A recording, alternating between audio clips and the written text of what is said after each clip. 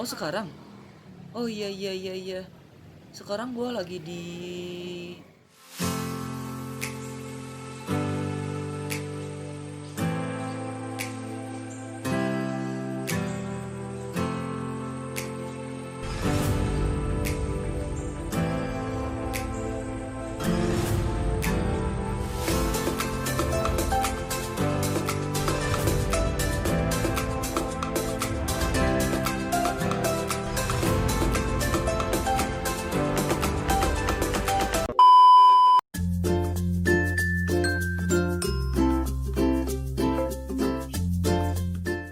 Halo, assalamualaikum warahmatullahi wabarakatuh. Di sini saya akan menjelaskan mengenai akad mudharabah. Nah, akad mudharabah yaitu akad kerjasama bisnis antara dua pihak, yang mana pihak pertama sebagai pengelola usaha atau kita sebut sebagai mudorib, dan pihak yang kedua yaitu pihak yang memiliki modal atau kita sebut sebagai sohibul mal.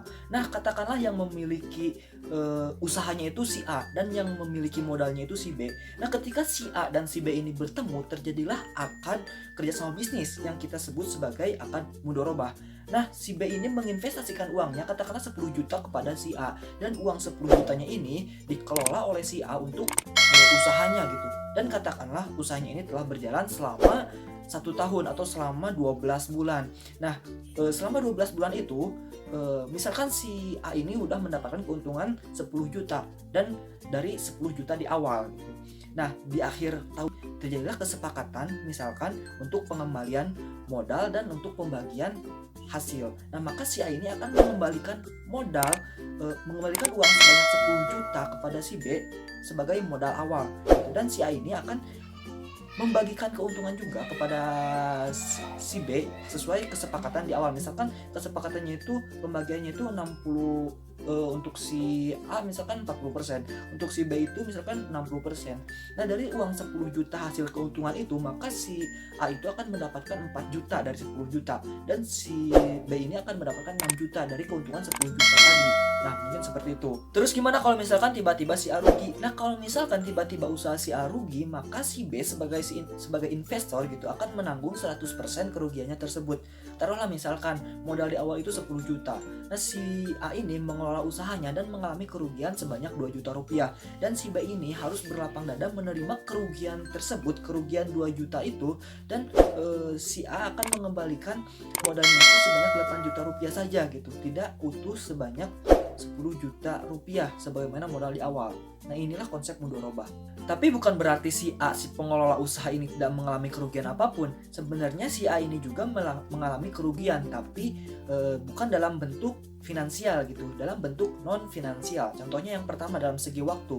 Soalnya kan waktu 12 bulan itu, waktu 1 tahun itu bukan waktu yang sebentar, itu waktu yang cukup lama. Terus yang kedua itu korban tenaga. Soalnya kan dalam mengelola bisnis itu harus mengeluarkan banyak tenaga juga. Itulah hal-hal yang dikorbankan oleh si A, si pengelola usahanya tersebut. Nah, dapat disimpulkan bahwa si A dan si B ini sama-sama menanggung kerugian, tapi beda konteks kerugiannya. Nah, itulah yang disebut dengan akad mudharabah. Lalu apa bedanya dengan riba? Nah, kalau riba itu sih keuntungannya itu ditentukan di awal gitu. Misalkan si B ini ngasih uang kepada si A itu sebanyak 10 juta. Nah, si B ini akan minta di akhir tahun kepada si A ini misalkan sebanyak 14 juta rupiah dari awal 10 juta rupiah. Tidak peduli mau usaha si A-nya itu untung mau rugi itu tidak peduli. Yang penting di akhir tahun si A ini mengembalikan uangnya itu sebanyak 14 juta rupiah. Nah, ini yang disebut dengan riba. Bedanya dalam mudharabah, dalam konsep akad mudharabah ini tidak ada fiksasi di awal. Jadi si A ini tidak mesti mengembalikan uang sebanyak 14 juta rupiah kepada si B gitu. Misalkan di akhir tahun si A ini harus mengembalikan uang modal 10 juta kepada si investor, dan sisanya itu tergantung nisbah bagi hasil. Katakanlah misalkan keuntungannya itu sebanyak 2 juta rupiah.